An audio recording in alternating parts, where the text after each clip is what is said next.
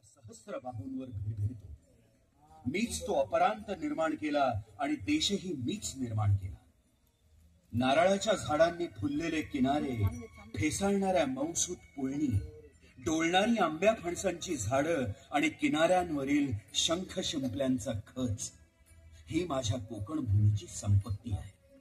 तर देवळा रावळांनी आणि गडकोटांनी मढलेली शिखरं आणि गोदावरी, भीमा, कृष्णेसारख्या सरितांनी सजलेला आंबेमोहर देश, या भूमीची मोठी वैशिष्ट्य आहे।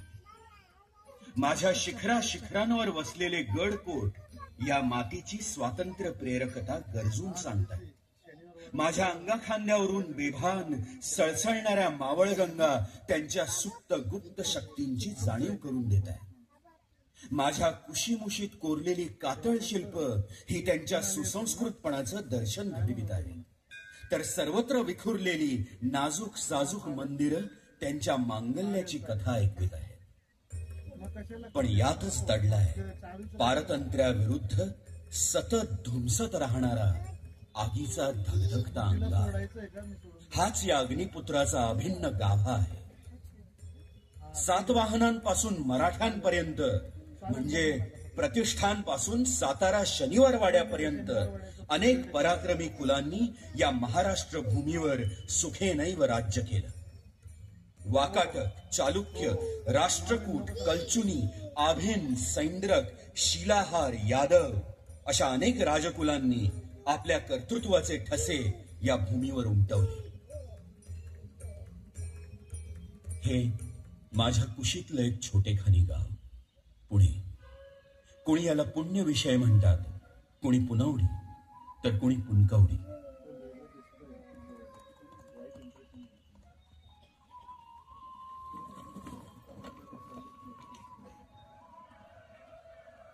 परंतु उन्मत्त आक्रमकांच्या लाटांनी माझ्या पुण्याची, या देवभूमीतील नंदनभूमीची पार राख रांगोळी केली। शेवटी माझ्याच कुशीतल्या शिवनेरी दुर्गावर जन्मलेल्या एका पोरानं ही भूमी स्वतंत्र केली। शालिवाहन शकाच्या 1551व्या वर्षी फाल्गुन वद्य तृतीयेला 19 फेब्रुवारी 1630 रोजी शहाजीराजे भोसले यांची पत्नी जिजाबाई यांना पुत्ररत्न प्राप्त झाले। मुलाचे नाव शिवाजी ठेवण्यात आले।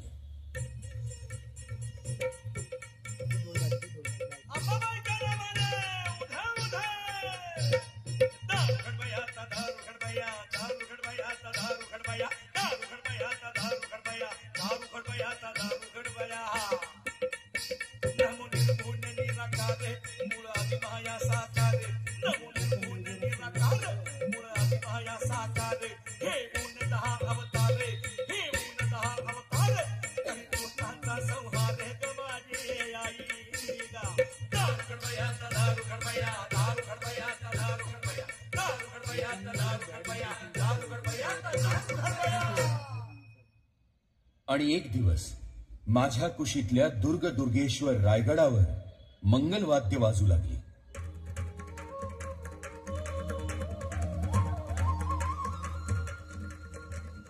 सहा जून 1674चा तो मंगल दिवस अमृताचे कुंभ घेऊन उजाडला। ध्वज गजराज दुंदुभि विराजित छत्र चामरांकित स्वर्ण सिंहासनावर शिवाजी राजा अभिषिक्त झाला। राजा छत्रपती झाला। महाराज प्रौढं प्रताप पुरंदर क्षत्रिय कुलावतंस सिंहासनाधीश्वर महाराजाधिराज राजा शिव छत्रपती की जय। राजा शिव छत्रपती की जय।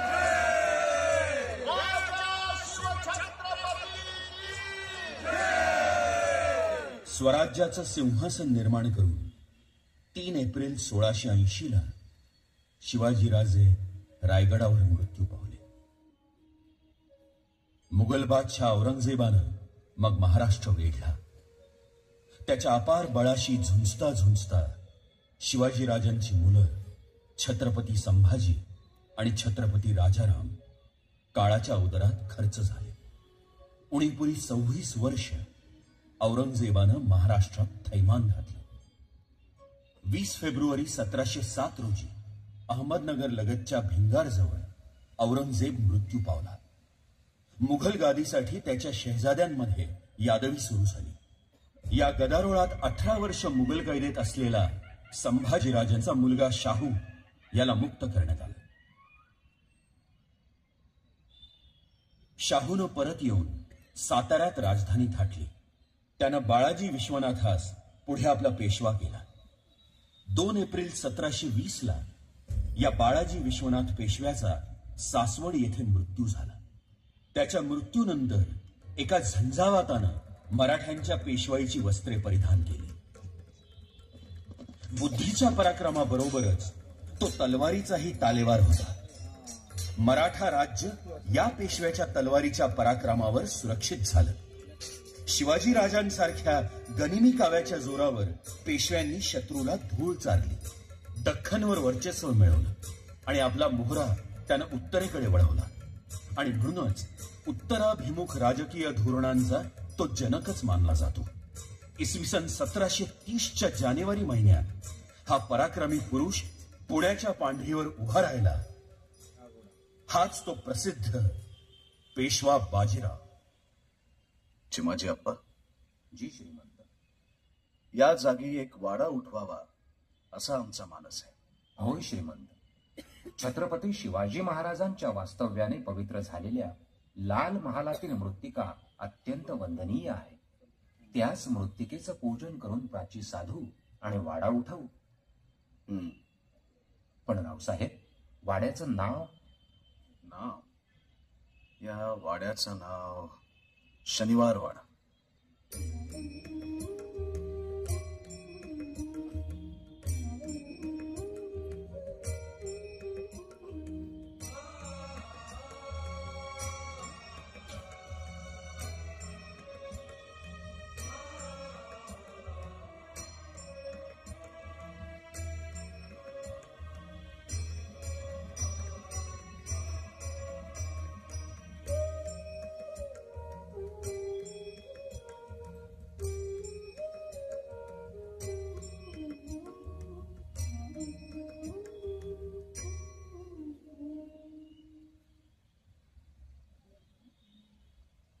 हा भव्य वाडा, केवढे अवाढव्य बुरुज, ही भक्कम तटबंदी, वाडा अगदी किल्ल्यासारखा शोभतोय. आणि हा दिल्ली दरवाजा, अरे ही नक्षी बघ, या रेखाकृती किती विलोभनीय आहे. हा गणेश दरवाजा, पेशव्यांच्या प्रसिद्ध गणपती महालाकडे जाण्याचा मार्ग याच दरवाजातून जातो. बाजीराव पेशवा अजिंक्य होता, अद्वितीय होता. मोहम्मद खान बंगेशाचा त्रास अनावर झाल्यावर छत्रसाल बुंदेलाने बाजीरावास सांगावा धाडला. जो गति ग्राह गजेंद्र की, गति भई जानवू आज, बाजी जात बुंदेल की, राखो बाजी लाज. बाजीराव बंगेशावर चालून गेला आणि त्यानं बंगेशाचा पराभव केला. बाजीराव हा युद्धनिपुण शिपाई गडी, रांगडा तर होताच, पण कलेचा पुजारी आणि सौंदर्याचा उपासक देखील होता. या स्वारीत बाजीरावाला विजयश्री बरोबरच मिळाली मस्तानी.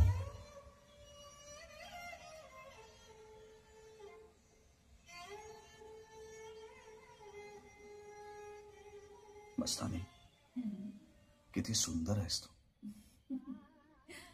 असं वाटतं जणू पौर्णिमेचा चंद्रच जमिनीवर उतरलाय.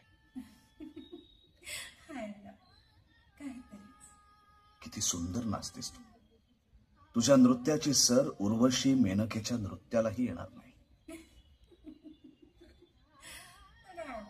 मस्तानी, या गोकुळाष्टमीला दरबारात तुझा नाच हवाच.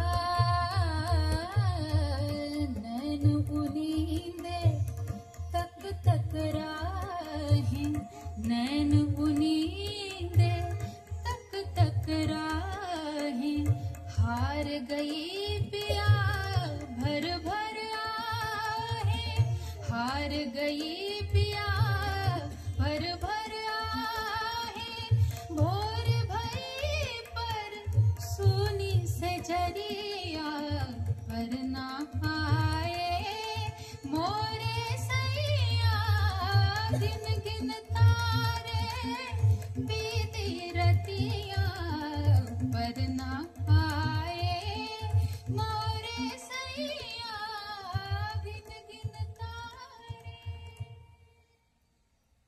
मुघल सुभेदार सहादत खानानं आम्ही बाजीरावाचा पराभव करून त्याला चंबळेच्या पलीकडे धाडलं अशी खोटी बातमी दिल्लीला बादशहाला पाठवली.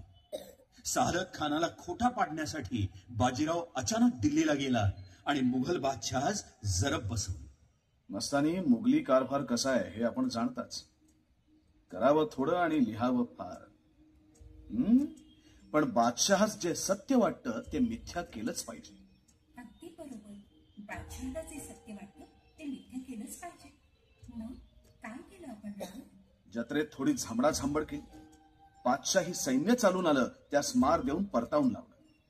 राव, दिल्लीचं बादशाही राज्य न बुडवण्याची आम्हास छत्रपतींची आण आहे. आम्ही दिल्लीच्या गादीची अभिलाषा धरली असती. मस्तानी, बोला ना राव, तर आम्हाला दिली असती दिल्ली. मस्तानी, काय हे मस्तानी? बोला ना राव, दिली असती आम्हाला दिल्ली. मस्तानी, तुझी कुठली इच्छा आम्ही पूर्ण करणार नाही, पण राजाज्ञा म्हणजे ईश्वराज्ञा. दिल्लीत बादशाही आणि आमच्या दहशतीच्या छायेत असलेली ही सारखीच, तुझी असल्यासारखीच आहे.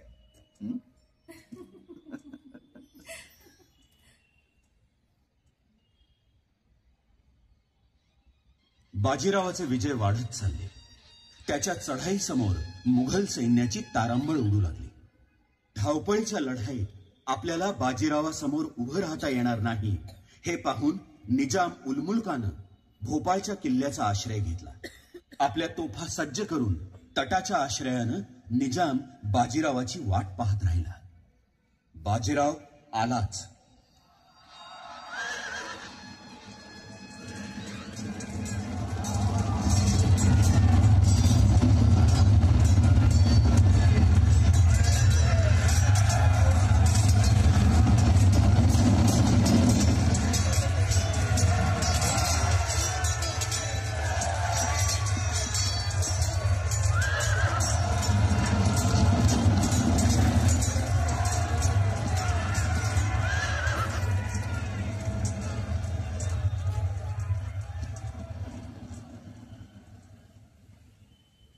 मराठा वीरांनो, आपल्या घोड्यांच्या टापांनी भयकंपित झालेल्या दिल्लीच्या बादशहानं आता या निजामाला रक्षणासाठी बोलावून घेतला आहे. निजामासमोर मावळ आणि आग्रा प्रांताचं आमिषही ठेवलं आहे. हे निजाम आम्हास गनीम म्हणतात. अरे आम्ही गनीम तो शिवाजी महाराजांचे शिष्य आहोत. आमच्या भूमीचं रक्षण हेच आमचं कर्तव्य आहे. तेव्हा वीरांनो, उचला समशेरी आणि वेढा कायम करा. श्रीमंत बाजीराव पेशवा की हुजूर आला. क्या बात है? हुजूर, बाजीराव का घेरा हमारे फौज को फंदे की तरह कसता जा रहा है. करना क्या है? अरे तोपे चलाओ और बाजीराव और उसके मराठा फौज को धुएं को पार में बदल दो. ये मुमकिन नहीं हुजूर. वो खंदकों के इतने नजदीक हैं कि तोपें चल ही नहीं सकती, और ये मरहट्टे तो गिद्ध की तरह अचानक धावा बोलते हैं. इस पर अब तो रसद भी ज्यादा नहीं बची. दखन से रसद का जो कारवां आ रहा था उसका क्या हुआ? बाजीराव के भाई चिमाजी अप्पा ने रास्ते में हमला बोलकर सारा लूट लिया. क्या? अब भूखे पेट हमारे सिपाही और कितने रोज लड़ पाएंगे हुजूर? और खाने की छोड़िए, कुछ रोज ये घेराबंदी और चली तो पानी की भी किल्लत हो जाएगी. या अल्लाह! हुजूर, हुजूर कोई ऐसा मोहरा चलिए कि बाजीराव की बात हो, नहीं तो. निजाम शरण गेला. भोपाळच्या किल्ल्यावर निर्णायक विजय बाजीरावानं मिळवला.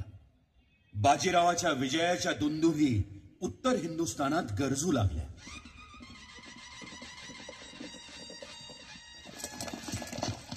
बाजीरावाचा भाऊ चिमाजी अप्पाच्या फौजा फिरंग्यांच्या वसईला वेढा घालून बसल्या होत्या.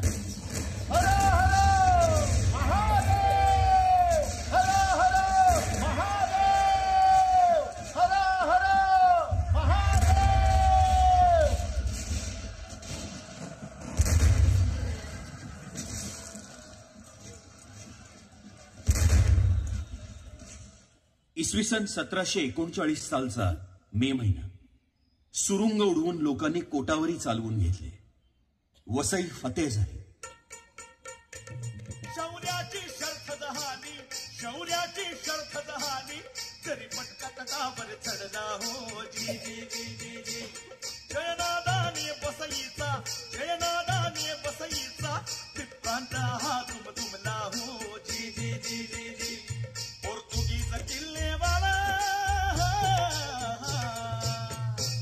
पोर्तुगीज किल्लेवाला हा पांचा करणी आला हो जी जी जी जी जी. तरी पटका तटावर चढला हो जी जी जी जी जी. साहेबी फुतुहात उज्जाम म्हणजे प्रचंड विजय मिळवणारा बाजीराव 28 एप्रिल 1740 रोजी रावेरखेडीला मृत्यू पावला. बाजीरावा पाठोपाठ त्याची लाडकी मस्तानीही हे जग सोडून गेली. बाजीराव अपराजित अद्वितीय सेनानी होता. शिवाजी राजांच्या स्वराज्याचं त्यानं साम्राज्यात रूपांतर केलं.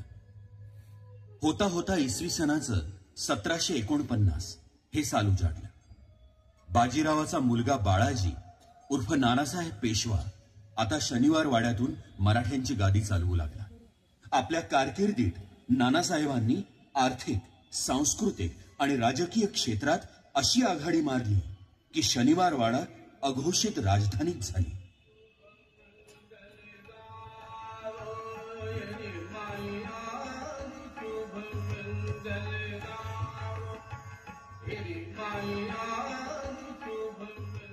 आपल्या कारकिर्दीत त्यानं पुण्याच्या पाणी पुरवठ्याची समस्या सोडवली, लाकडी पूल बांधला आणि अनेक उद्यानं उभारली.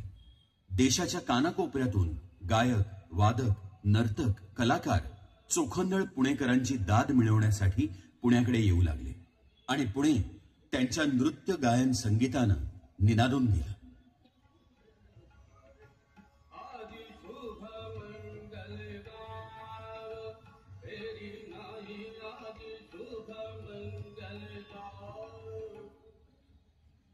तरीही नानासाहेब पेशवे पूर्ण समाधानी नव्हते. उत्तरेकडून कररूपाने मिळावयाचा पैसा शनिवार वाड्यापर्यंत पोहोचत नाही म्हणून नानासाहेब पेशवा सचिंत होता. त्याचा माळव्याचा सुभेदार मल्हारराव होळकर त्याच्या भेटीस आला.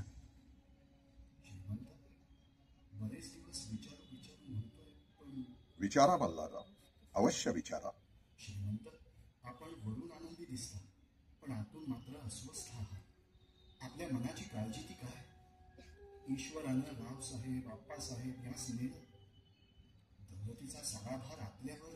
मृत्यू कुणाच्याही हाती नाही मल्हारराव, आणि आपल्यासारखे अचल आधारस्तंभ असताना मी धीर का सोडू?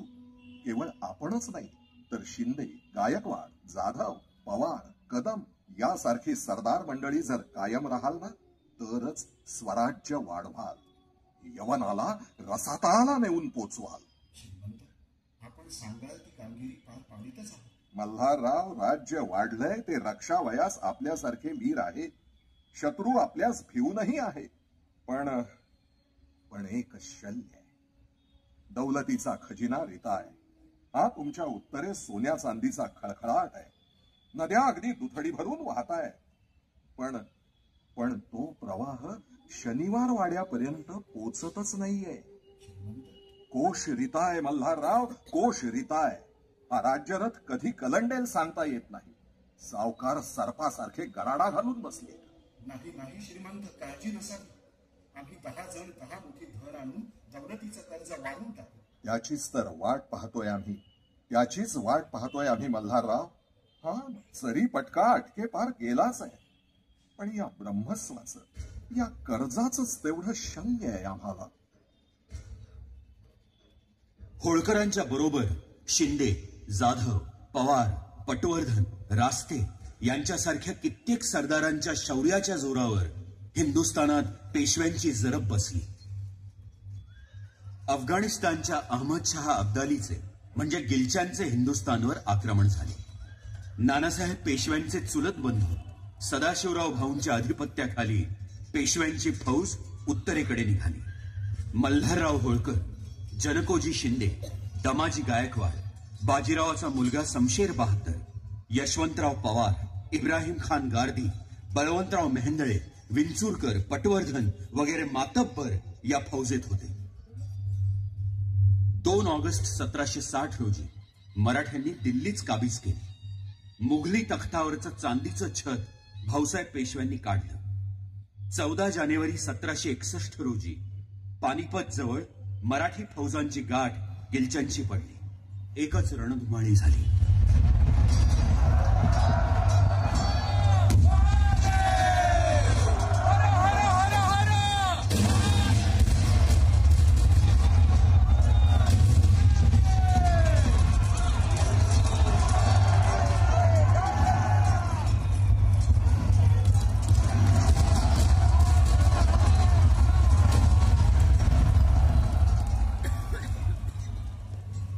त्यात सदाशिवराव भाऊ आणि नानासाहेब पेशव्यांचे चिरंजीव विश्वासरावांच्या बरोबरीनं लक्षावधी मराठे ठार झाले. मुंडकी उडवता उडवता गिलचे थकले.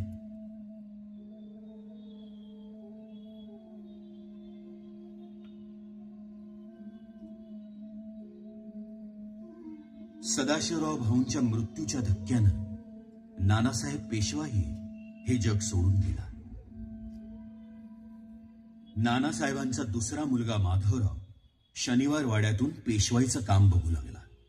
इमारत व अयालत मर्तबत सीमल कदर बुलंद मकान उपहत व बसालत मंजिलत कदरदान व मेहरबान मुखालिसान मुख्तारो मुल्क मदारुल महाम रफीउद्रिज़त साहिब हशमत व शौकत सहादत मंद पेशवा साहिब आजम माधवराव पंडित प्रधान.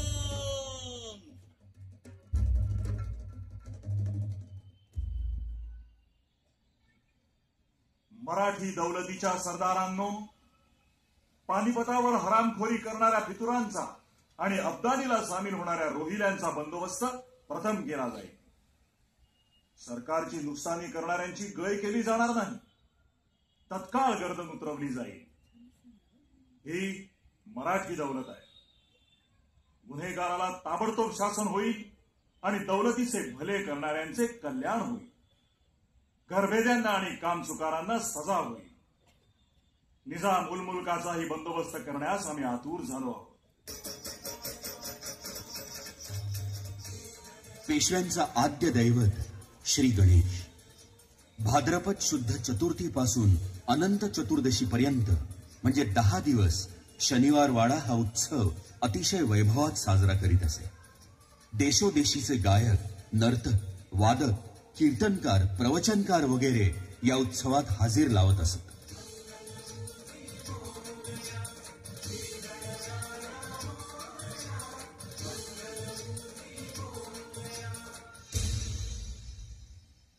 माधवराव पेशव्यांचा कारभार कडक होता.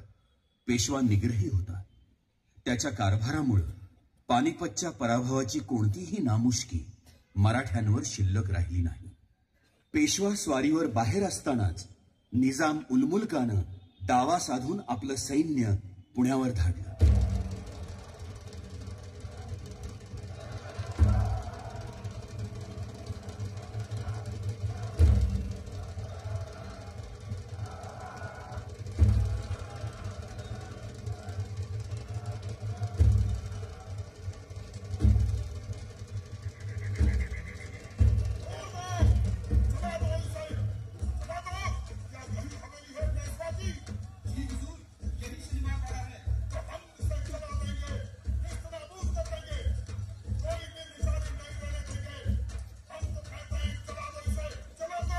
थांबा थांबा. मी नारळप्पा. वाडा जाळू नका हुजूर. नाही मी हा शेला पसरतो. काय मागाल ती रक्कम देतो, पण वाडा जाळू नका हुजूर. हो हो, सांगाल ती रक्कम सरकारात भरतो, पण वाडा जाळू नका. एवढी भीक घाला हुजूर.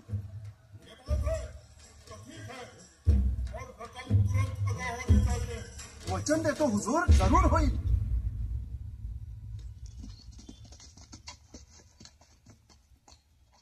श्रीमंत श्रीमंत काय रे, काय झालं? पुढे लुटला निजामानं श्रीमंत.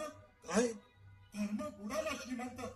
निजामानं सौहार मानला, रयतेस उपद्रव दिला, कौल देऊन विश्वासघात केला. या कृत्यात औरंगजेब बादशाहवरही मात केली श्रीमंत. निजाम पुन्हा लुटणार नाही असा विश्वास धरून आम्ही भागानगर लुटलं नाही. पण आता निजाम पुरता झोडल्या विना शांती नाही. बोलवा, अवघ्यांना बोलवा आणि तुटून पडा यवनांवर.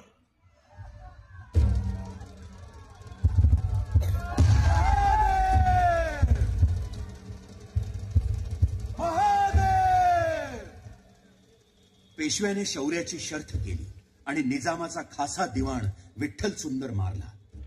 विजयी होऊन परतलेल्या पेशव्यांवर पुण्यानं सुवर्णाची फुले उधळली.